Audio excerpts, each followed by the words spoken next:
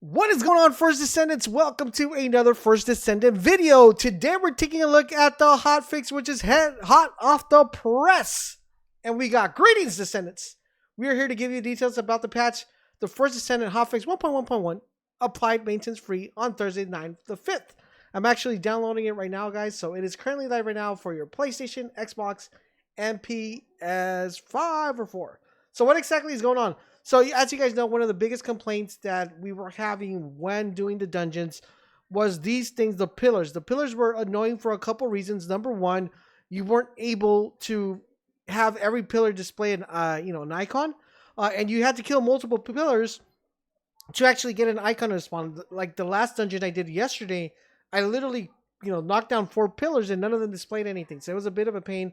So they went ahead and removed the pillars that don't display any symbols, which is awesome. They also improved the way the pillars are actually facing. So, one of the things that was a bit annoying was exactly how those pillars were facing. They were facing in the wrong direction, and you had to kind of move around to actually get them. So now that's been fixed.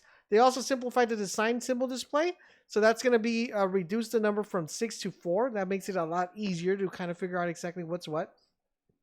They also fixed an issue where your skill would continue to target the tumors of the actual pillars itself. And they improved the pillars so tumors do not regenerate after they are destroyed, which is awesome because that was another pain in the patootie where you would destroy them and they would go back and get covered up again and you didn't know what you were doing. So that's pretty dope. They adjusted the movement path to the drone and reduced the movement speed of the drone, which is really cool. They changed the directions of the symbols displayed above the ancestry zone to vertical, so as opposed to being horizontal, which is awesome. So it makes it easier to read. And they reduced the number of like the little tumor the little eyeballs that would look at the door from 3 to 2, so you would be able to clear it a lot faster with, I think you're going to be able to clear it with just with one gun, which is awesome. They fixed an issue where the gates would receive damage if the Descendant would hit the gate with the skill while having a module equipped to, so they messed up the Valby speedruns. No! They increased the melee monster spawn rate as well. A couple things they went ahead and fixed were with the mechanics of the Legions of Immortality dungeons. So they removed the time limit for the artificial brain input after the first supply. They changed the amount of the artificial brain to be supplied 20, and they changed the amount of artificial brains that the player can hold from 15 to 10. Okay, so they reduced that. So I mean, I don't think that's going to be so much of, I don't know if I should call it a nerf or a buff. They moved the location of the face veil generator near to complete computing unit in the battles with named monsters. Okay, so now another thing that people were complaining about were the arch tile pillars. So they changed the position to make it easier to identify. They reduced the tile occupation time to 3 seconds, so now you're going to be able to regenerate them a lot faster. And they simplified the color of the symbols, so now they actually display symbols as opposed to just colors. And they reduced the number from 6 different tiles to 4. Okay, really cool. They removed the suicide bomber, which is awesome because that guy was a bit of annoying. But thankfully, if you guys were running my bunny build, you didn't have that problem. If you guys don't know what the bunny build is, video's up so you guys can check it out. They reduced the spawn rate of raiders who would reduce the arch tile occupancy. They changed the symbol to stay on the arch tiles longer after stepping out of this. That was another big of a pain. You would hop on the little sphere to see what the tiles were, and as soon as you hopped off of them, they would disappear. So now you're going to be able to see them, even though you hop off of it, you'll still be able to see it for a longer period of time, which is awesome. Okay, so overall, fix the difficulty of named monster patterns in the invasion dungeons. So they reduced the frequency of skills during the immunity, reduce the quantity of the frequency of guided projectiles during immunity, and reduce the skill of frequency of high angle projectiles to reduce the duration of the AoE effect. And they pretty much reduced everything. So the hockey pucks, the ice precision skill, and all the laser beams got reduced. So no longer will that be a nuisance when you're fighting the enemies. And I think a lot of people that were complaining that the stuff was a little bit harder to do have now, I hope they're not complaining because they reduced a lot. Okay, the only thing they did is they increased Hades research material rewards available at each clear based on the time. So it went from 321 to 543, which I hope everybody's super happy by, right?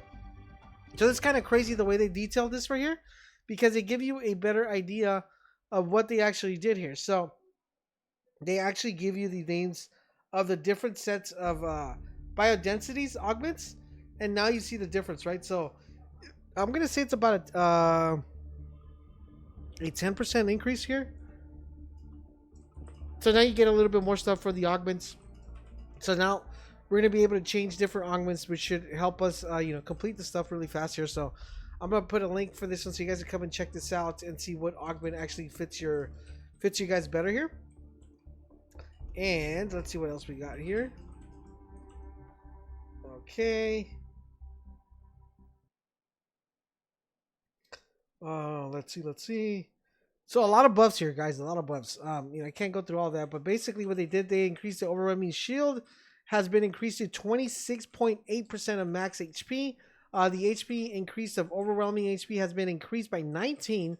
So you're gonna be getting a lot more shield, which people shouldn't be complaining because now it's a lot easier, right?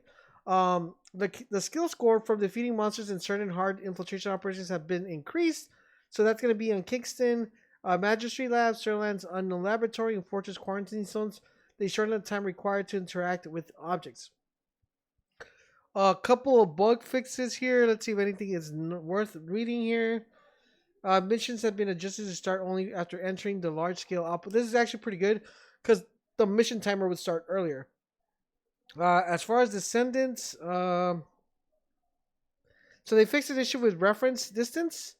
It incorrectly displayed to be seemingly to affect by skill effect range related to stats and skill info screen. Haley saves strategic retreat.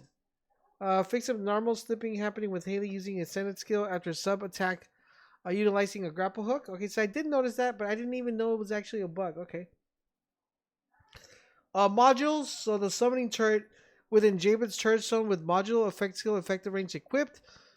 The turret zone would not expand as much as it should do, so now it expands. And then the turret engineer module now could duplicate turret zones. That's actually pretty good. Okay, so we got some information from the actual dev team, what they're saying. Greetings, Descendants. Based on the community feedback and data, dev team has analyzed the success rate of the invasion dungeons and adjusted the difficulty of the puzzles and battles against named bosses. Although not yet included in update 1.1.1, we're also working on adding matchmaking to the invasion dungeons. We're committed to improving this feature so that you can enjoy the invasions with your party soon. So multiplayer is not active currently right now. They just made the dungeons a little bit easier. They also increased the amount of rewards for Haley's research material, which we went over. They adjusted the rewards for clearing it, and they improved the effective of the inversion reinforcements by removing penalties when you were doing them. And on one of the major changes for this season has been the use of the hard infiltration operations has seen a significant increase since the season update. The rise in participation stems from the increased activity by those farming Haley in the infiltration operations and improved reward efficiency. The dev team hopes that the infiltration operations will become an important farming location and is prepared to make the adjustments to some sections with traps to provide a better gameplay experience. Finally, the second update scheduled for October the 10th, we plan on introducing infiltration operations on the highest difficulty, so that's awesome. I'm really looking forward to that, and we will continue to incorporate your feedback to ensure even more engagement and fun battles and experience. So I think there is a big pyro nerf that actually happened, so it's going to be right here. If you notice right here where it says decrease defense and HP of Pyromancer, standard and hard in interceptor battles. Also decrease the HP shield of the hummingbirds, which appears in Executioner and Pyromancer interceptor battles. So basically the Pyromancer is now a boy toy, which will get stomped upon because the defense has been decreased. Now, I listen, guys. I love when they make things easier, and I think it's good. But I think we need to come to a point, and I want to hear you guys comment in the comment section. We need to come to the point where we need to stop nerfing stuff, and we just need to get good. I think it needs to. I mean, right now we're nerfing. I'm gonna call it right here. I'm gonna call it right here on the channel, boys. I'm gonna call it right here, and I actually spoken this with Stu and in the stream. First, they nerfed the Frostwalker, then they nerfed the invasion modes. Now they nerfed the Pyromancer. you know what's getting nerfed again? Yes, guys. Gluttony. Gluttony's getting nerfed.